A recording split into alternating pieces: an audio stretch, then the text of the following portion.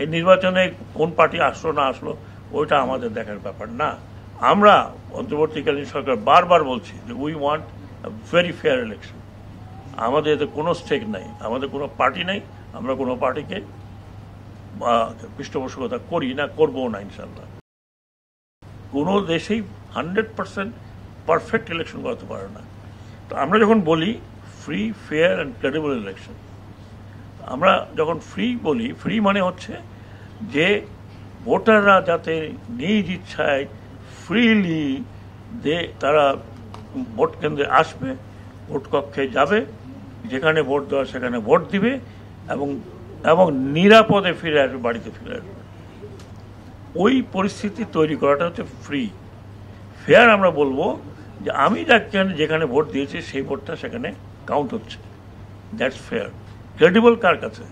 Credible হচ্ছে জনগণের কাছে।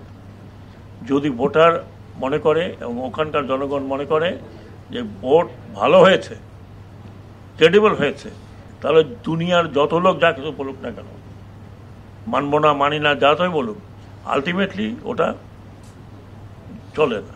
ক্রেডিবল তখনই হয় যখন আমি ভোট দিয়ে মনে করি আমি ভোট যেখানে দেওয়ার সেখানে দিয়েছি, নিরাপদে ফিরে এসেছি, আমি কোনো গন্ডগোল দেখিনি, দ্যাট ইজ ক্রেডিবল। আমি মনে করি নির্বাচন কমিশনকে, আমরা অন্তর্বর্তীকালীন সরকার বারবার বলছি যে we want very fair election.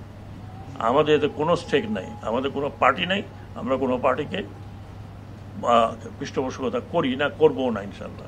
At least you can take from me, আমি ব্যক্তিগতভাবে কথা বলতে পারছি।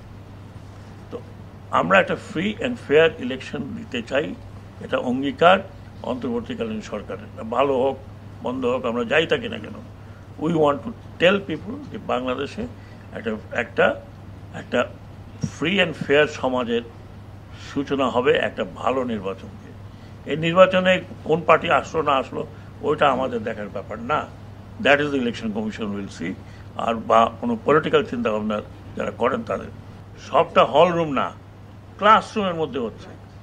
এবং সেই ক্লাসরুমে যদি আপনার 15 জন ক্যান্ডিডেট থাকে, তার 15 জন এজেন্ট থাকার কথা। তারপরে এই আপনার কে বলে পোলিং অফিসার 2-3 জন, আনসার 2-3 জন, এই সিল মারার একজন, কাগজ কাটার একজন। তো অলরেডি এটা কিন্তু ক্রাউডেড থাকে। তো সেই জায়গায় যদি আপনারা ক্যামেরা নিয়ে 2 জন বা 3 জনের বেশি এক স্টেজে ঢোকেন, তাহলে এটা ক্রাউডেড হয়ে যায়, তাহলে এটা একটা ভোটারদের জন্য সমস্যা হয়। তারপরে অন্যান্য সাংবাদিকরা আছেন, বিদেশি সাংবাদিকরা আসছেন।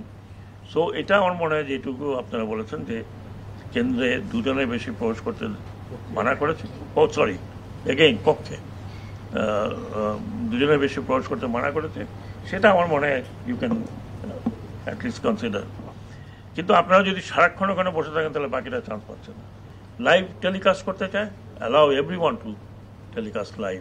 আমার হাত যদি পরিষ্কার থাকে তাহলে আমি এই হাত দেখাবো, আমার হাত যদি অপরিষ্কার থাকে তাহলে আমি হাত বন্ধ করে ঘুরে থাকবো।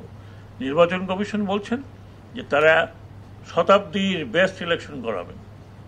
আমি ওনাদের কাছে রিকোয়েস্ট করবো, আমরাও চাই আপনি শতাব্দীর বেস্ট ইলেকশন করুন, কিন্তু আপনি যাদেরকে ব্যবহার করবেন as eyes, your eyes should be absolutely crystal clear and you act on them, put less restriction. যেখানে শুধু ডিসিপ্লিন করার দরকার সেটুকু ছাড়া বাকিটুকু ডোন্ট অ্যালাউ বা ডোন্ট গিভ রেস্ট্রিকশন। কেন্দ্রে প্রবেশ করতে অ্যাক্রিডিটেশনের পরে আবার প্রিজাইডিং অফিসারকে ডেকে জিজ্ঞেস করতে হবে, নো নিড। সাংবাদিকদের কোড আছে, যদি কেউ সেই কোড ভঙ্গ করে তাহলে তার ইউনিয়ন আছে, তার মালিকরা আছে, তাদের কাছে আপনি কমপ্লেন করতে পারেন। এবং I am sure election commission complain করলে এটা একটা কগনিজেন্সে নেবেই।